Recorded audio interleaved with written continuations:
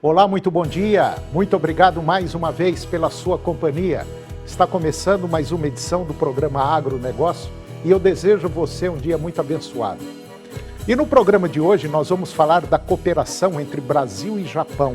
Vou conversar com Vinícius Santos, ele é diretor de negócios da Codex e nós vamos falar sobre monitor da estiagem.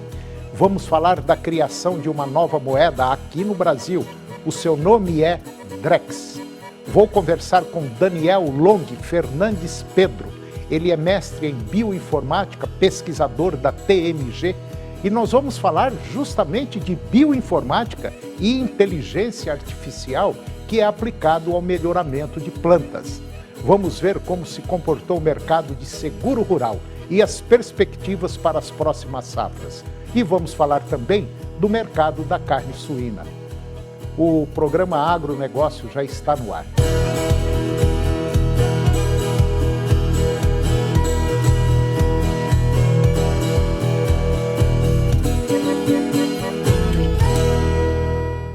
Eu começo o programa de hoje falando sobre cooperação entre Brasil e Japão. A Agência de Cooperação Internacional do Japão, JICA, vai financiar a conversão de 1 milhão de hectares de pastagens degradadas em áreas agricultáveis aqui no Brasil. Pelo menos é o que informou o ministro da Agricultura, Carlos Fávaro. Segundo o ministro, essa evolução na tratativa com a JICA, ela ocorreu durante as viagens que realizou no final de julho à Ásia e também aos Emirados Árabes. Lá nos Emirados Árabes, 2 fundos também, vamos dizer assim, toparam o desafio e vêm aqui no Brasil agora no mês de outubro para ver como podem financiar esse projeto. O ministro também reiterou o plano de incorporar 40 milhões de hectares de áreas de pastagens em regiões agrícolas nos próximos 10 anos. O Brasil avança na ordem de 2 milhões de hectares ao ano e que, com financiamento de recuperação das áreas de pastagens degradadas, essa expansão tende a ser ainda mais expressiva. Como saldo da viagem internacional, o ministro da Agricultura ainda mencionou que a adoção de protocolos restritivos para a gripe aviária, considerando o isolamento das regiões contaminadas como um sucesso. Além disso, citou a abertura de 26 novos mercados na gestão, além de ampliações. E agora vamos falar da criação de uma nova moeda aqui no Brasil. E já tem nome, o seu nome é Drex. O Banco Central confirmou a moeda virtual que está a caminho no Brasil e que vai equivaler ao dinheiro em circulação, que é o real digital, e seu nome vai ser Drex. O nome foi confirmado pela área econômica do Banco Central e, segundo o BC, cada letra do real digital equivale a uma característica da ferramenta. O D vai representar a palavra digital, o R vai representar o real, o E vai representar a palavra eletrônica, e o X passa a ideia de modernidade e de conexão, além de repetir a última letra do PIX, Sistema de Transferência Instantânea, criado em 2020. Segundo o Banco Central, o Drex vai facilitar a vida dos brasileiros e que a solução anteriormente referida por Real Digital vai propiciar um ambiente seguro e regulado para a geração de novos negócios e o acesso mais democrático aos benefícios da digitalização da economia a cidadãos e empreendedores, diferentemente das criptomoedas, cuja cotação é atrelada à demanda e à oferta e tem bastante volatilidade, o Drex terá o mesmo valor do real. Cada R$1 valerá um Drex, com a moeda digital sendo garantida pelo Banco Central. Enquanto as criptomoedas não têm garantia de nenhuma autoridade monetária. Moeda de atacado, não de varejo. o Drex não será acessado diretamente pelos correntistas, mas por meio de carteiras virtuais atreladas a uma instituição de pagamento, como bancos e correspondentes bancários. Em testes desde o início do ano, o Real Digital deve estar disponível para a população só no fim de 2024. E agora eu vou conversar com Daniel Long Fernandes Pedro.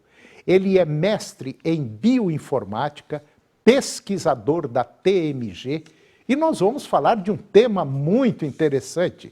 Nós vamos falar da bioinformática e inteligência artificial aplicado ao melhoramento de plantas. Daniel Long, muito bom dia, muito obrigado pela sua presença. É um prazer tê-lo aqui no nosso programa para falar de um tema interessante, que é a inteligência artificial. Tudo bem? Bom dia, Antônio. Bom dia a todos que acompanham o programa TV Serrana, da TV Serra Dourada. É um prazer poder estar sendo porta-voz da TMG, né? E poder também compartilhar um pouco do conhecimento em relação à bioinformática e à inteligência artificial no melhoramento de plantas, né? Para o desenvolvimento de cultivares aí para o mercado. Bom, Daniel, fala assim por alto, o que é a TMG? O que a TMG faz? Perfeito, Antônio. Bom, complementando, a empresa, a TMG, né, nós como companhia desenvolvemos e aprimoramos nosso germoplasma, tanto para um cultivo da soja, do milho e também do algodão, sendo o algodão aí, pelo segundo ano consecutivo, líder de mercado, uma das nossas variedades. Com isso, a gente consegue adotar, né, ferramentas modernas aí para que a gente consiga ser mais eficiente na tratativa do melhoramento. Uma vez que o melhoramento ele é complexo, a gente está lidando, né, com características de seres vivos, né, plantas, e então é muito importante essa adoção e esse endereçamento para que a gente seja cada vez mais assertivos nos nossos objetivos como desempenho e melhoramento de plantas, que visam atender aí os anseios dos agricultores. Daniel, você me fez lembrar uma passagem quando eu trabalhava na Embrapa e eu perguntei para um pesquisador, nossa, esse melhoramento genético ele é fatal, ele é certinho, né? Ele falou, não, melhoramento genético não é matemática como 2 e 2 são 4. Você vai cruzar um arroz de um jeito com outro arroz, então você imagina que poderá dar uma coisa desse jeito, só imagina, mas ninguém sabe enquanto esse resultado, esse filho desse cruzamento, a gente não plantá-lo e ver o resultado que vai dar.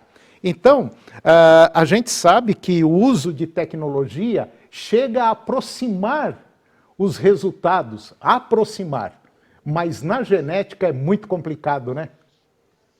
Exatamente. Hoje, né, a gente conta com uma multidisciplinariedade, eu diria, de diversos profissionais, como você mencionou. Cruzar bons materiais, né? Hoje nós temos aí um germoplasma que é rico, um germoplasma premium, onde a gente consegue buscar características que sejam de interesse do mercado. No entanto, a gente não consegue ter essa previsibilidade tão assertiva de que bons materiais também deixarão bons filhos, né? Então, é muito difícil você fazer uma previsão com uma corretude muito alta. Mas do mesmo jeito que a gente não tem tanta certeza, nós conseguimos modelar através de estatística e do entendimento, né, da biologia que nós temos até hoje dentro da área da pesquisa, formas de mitigar, ser mais assertivo e também utilizar os recursos disponibilizados pela empresa com uma melhor eficiência. Tudo isso atrelado a, eu diria, uma transversalidade dos conhecimentos. Não é só uma área que faz isso. Por exemplo, a minha formação é computação. Logo, eu nunca imaginaria que poderia estar dentro de uma empresa de melhoramento genético com o nível de investimento e fomento na pesquisa, né, trazendo novas visões e, enfim, a gente trabalhando com robôs, trabalhando com etiquetas eletrônicas para todo um rastreio, né, ser tão criterioso para o melhoramento genético. E, de fato, quando você precisa escalar isso de um modo onde você acaba facilmente perdendo esse controle, é muito bom quando você consegue ter recursos que te ajudam a manter toda uma estrutura, um histórico e cada vez mais ser mais eficiente no trabalho que a gente desenvolve como um time, como empresa, né? A gente, dentro do melhoramento genético, você não observa só o aumento de produtividade daquela planta, não é só isso. Nós temos problemas hídricos, nós temos problemas de pragas, doenças. O Brasil é muito grande, para cada região do país é uma variedade diferente, então é muito complexo essa área de melhoramento genético, não é fácil. E às vezes você gasta aí 10, 15, 20 anos para chegar numa variedade que você fala, essa é quase perfeita, quase perfeita. Não é bem isso que a gente esperava, mas nós estamos chegando lá. E na verdade, basicamente, nós nunca vamos chegar, porque a cada ano que passa há problemas, como nós falamos, climáticos, e as variedades têm que ir se adaptando a esses novos modelos. Eu até parabenizo o seu trabalho, e o trabalho aí de centenas de pesquisadores também nessa área, porque eu sei que não é fácil. É um trabalho lento, é conta-gota, é homeopático, até atingir os objetivos que a gente, às vezes, está esperando aí, que é uma variedade mais resistente à seca, tem problema de excesso de água, enfim, é um monte de coisa que faz a gente aí queimar o miolo, como diz um amigo meu que é pesquisador. É mais ou menos por aí, né? Exatamente, Antônio. Vale ressaltar que a complexidade da soja, ela se dá, como você mesmo mencionou, de sul a norte no país. Então, a adaptabilidade dela é muito essencial para que a gente consiga encaixar esses materiais. E, de fato, você comentou, chegar num organismo perfeito sintetizado numa planta é um desafio e tanto. A gente lida com muitas complexidades aí ao longo do caminho. É verdade. E você imagina, sazonalmente, nós temos um ano safra, então nós temos um ano para poder colocar esse experimento a campo e fazer a perfeição para que ele consiga, eventualmente, alcançar seu potencial ali, demonstrar seu potencial e alcançar o mercado, se assim ele tiver mérito para chegar até as mãos dos produtores. É verdade. De fato, nós não fazemos o melhoramento de uma planta, né? São milhares de plantas, chegando a milhões. É verdade. Bom, eu conversei com Daniel Long Fernandes Pedro e que eu acho que tem muita coisa para ser falado ainda, e até eu gostaria, Daniel, se for possível, a gente, numa próxima oportunidade aí, trazê-lo novamente, porque essa área aí é quase que infinita. Eu agradeço demais a sua presença, muito obrigado, um bom trabalho aí para você aí na TMG e que desenvolva novas plantas aqui no futuro muito próximo. Muito obrigado, um grande abraço e até a próxima. Eu que agradeço, Antônio. Fico sempre à disposição e também um convite a todo mundo, né, que tem um interesse e gosta do agro, que entre em contato com a gente ou nas nossas bases ou nas nossas plataformas digitais e sintam-se sempre bem recepcionados para a gente trocar uma ideia sobre esse universo maravilhoso do melhoramento. Tá ok. Um abraço, meu irmão. Obrigado. Muito obrigado, Antônio. E depois do intervalo eu vou falar do mercado da carne suína e vou conversar com Vinícius Santos, diretor de negócios da Codex, e nós vamos falar sobre monitor de estiagem. E nós vamos ver também como é que se comportou o mercado de seguros. O programa Agronegócio volta daqui a pouquinho.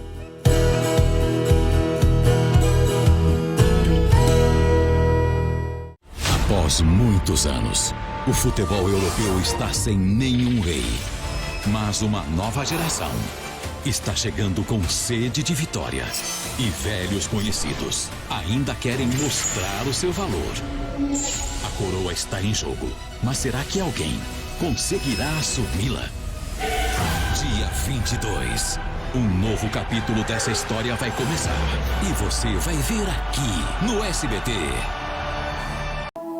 Canal TV Agro. Apoio Planalto Máquinas Agrícolas Revendedor Valtra. Goiânia, Jussara, Itumbiara e Porangatu. Estância Bahia Leilões. Estância Bahia a serviço da pecuária brasileira. Europoços Artesianos. Poços com até 800 metros de profundidade. Nutroeste Nutrição Animal, tecnologia de resultados a serviço do pecuarista.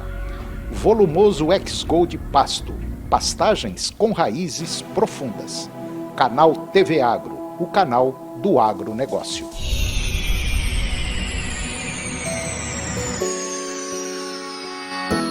No Dia dos Pais, acerte no presente. Vem pra cá e aproveite. O presente do paizão está na casa do Pica-Pau. Seu pai merece, né? Cervejeiras grandes marcas, todos os tamanhos, a partir de 10 vezes de R$ 239,90. Freezers horizontais 500 litros grandes marcas, a partir de 10 vezes de R$ 299,90. Cobrimos qualquer oferta anunciada em refrigeração. Ferramentas manuais e eletroportáteis, a partir de R$ 199,90. Ah, quem perder vai se arrepender, viu? A casa do Pica-Pau com o Dia dos Pais. O que você faria se o mundo que você conhece Encom 257, permissão para decolar. mudasse para sempre? Nesta terça, 11h15 da noite, o Apocalipse, no Cine Espetacular. Agronegócio. Oferecimento Moinho Fino. A delícia que é o nosso café de todos os dias. Puríssimo. Senar Goiás, a maior escola da terra. Seu New Holland precisa de uma peça? Clica na Carpal que chega. carpaltratores.com.br.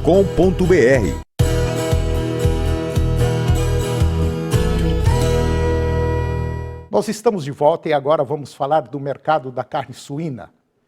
O último relatório trimestral do Rabobank sobre a indústria de carne suína revela que os mercados globais dessa commodity estão sob a influência de fatores como crescimento econômico lento, consumo fraco e recorrentes surtos de doenças. Apesar de um primeiro semestre robusto, a previsão é de um enfraquecimento no comércio mundial agora num futuro bem próximo. Mesmo com a diminuição nos preços dos alimentos para animais, os custos de produção devem se manter acima dos níveis pré-Covid. O crescimento econômico limitado tem impactado consumidores ao redor do mundo, resultando em demanda por preços mais baixos, redução no tamanho das porções e mudanças nos hábitos de consumo. Mesmo assim, a carne suína, sendo mais acessível que a carne bovina e produtos do mar de alta qualidade, mantém uma posição estável nos pratos dos consumidores. E essa situação varia regionalmente, dependendo da disponibilidade e dos preços locais. De acordo com Shenjun Pan, que é analista sênior de proteína animal do Rabobank, na Europa os preços elevados estão pressionando o consumo da carne suína. Já nos Estados Unidos, a demanda ficou abaixo das expectativas no início de verão, devido às condições climáticas desfavoráveis e má qualidade do ar, prejudicando a temporada de grelhados. Enquanto isso, na China, o consumo de carne suína permanece fraco devido à frágil economia e ondas de calor em todo o país. E agora eu vou conversar com Vinícius Santos. Ele é diretor de negócios da Codex e nós vamos falar de um tema atualíssimo. Nós vamos falar sobre monitor da estiagem. Vinícius Santos, muito bom dia, muito obrigado pela sua presença. É um prazer tê-lo aqui no nosso programa para falar de um tema interessantíssimo, né? Que é condição climática, estiagem. Tá tudo bem? Tudo bom, muito bom dia, obrigado pela oportunidade de estar aqui, podendo partilhar um pouco dessa plataforma com vocês. Vinícius, o que a Codex faz? O que ela faz, a Codex? A Codex ela é uma empresa de tecnologia que atua em ações de meio ambiente e mudanças climáticas. A gente desenvolve plataformas digitais e atua com projetos de tomada de decisão orientada a dados, né? Suportando governos, instituições privadas, em alcançar, né, suas metas globais e acordos, né, que são previstos aí com relação às questões das mudanças climáticas. Bom, nós estamos aí diante de um cenário, eu não diria assustador, mas eu diria preocupante, que é a presença do El Niño. Quer dizer, nós saímos aí, nós já tivemos problemas com o Laninha, O mundo está passando por alguns problemas sérios, a Ásia, principalmente na China, a Índia também, a Europa. E agora, esse El Niño parece que ele está chegando, né? Ou já chegou? Já chegou, sem dúvida. A gente observa que esses impactos globais, né, e são reflexos nas regiões brasileiras. Se a gente for observar que o estado do Rio Grande do Sul foi assolado pela estiagem na época do lançamento do projeto, inclusive, em março desse ano de 2023, e agora esse ano o estado do Rio Grande do Sul sofreu com 3 ciclones, né? Então a gente consegue entender um pouco dessa diversidade. Se a gente pegar o estado do Acre, que no fim do ano passado também foi assolado por chuvas fortes, né, com várias pessoas desabrigadas, inundações nas regiões ali de Rio Branco, por exemplo, né, e outros municípios do Acre, hoje está sofrendo com estiagem. Então a gente vê um contraste muito significativo de impactos aí dos efeitos Laninha e El Niño. Bom, parece que é um caminho sem volta, né? A presença do El Niño, vamos dizer que poderá prejudicar algumas regiões aqui do nosso país, né? Sem dúvidas. Eu acho que cada vez mais os governos, né, têm que estar mais preparados e resilientes para conseguir lidar com esses momentos, né? A gente pode entender que os governos de estado, o governo federal e os próprios municípios, eles têm cada vez mais inovar e ter uma capacidade de adaptação mais rápida e resposta a essas ações, né? Porque, de fato, essas ações climáticas têm impactado o cotidiano de todas as pessoas, né? A gente consegue ver todos os impactos hoje, isso já é uma realidade real, e eu acredito que vários dos projetos que a gente tem feito têm impactado não só o poder público, mas também o cidadão podendo consumir informações e dados. Agora eu vou te fazer uma pergunta, como diz uma boa parte dos repórteres. O povo quer saber. Esse ano, esse El Niño vai ser realmente como estão pintando, ou a gente vai ter aí um El Niño mais fraco? De fato, os prognósticos, né? Se a gente for pegar as pessoas ali conhecedoras desse tema, né? Referências internacionais têm tratado isso. E se a gente pegar as fortes ondas de calor que a gente tem tido, por exemplo, na Europa, né, com registros aí de quase 50 graus, os Estados Unidos também com registros aí de 52 graus ali na Califórnia. Eu tive a oportunidade de estar na Califórnia há mais ou menos uns 20 dias, e são realidades que assolam de verdade. Isso a gente está falando da temperatura do dia a dia, do turista que é impactado, da população que vive. Mas isso também impacta diretamente a condição da produção, né? Porque você tem toda a estrutura, né, do agronegócio que está pensando nisso.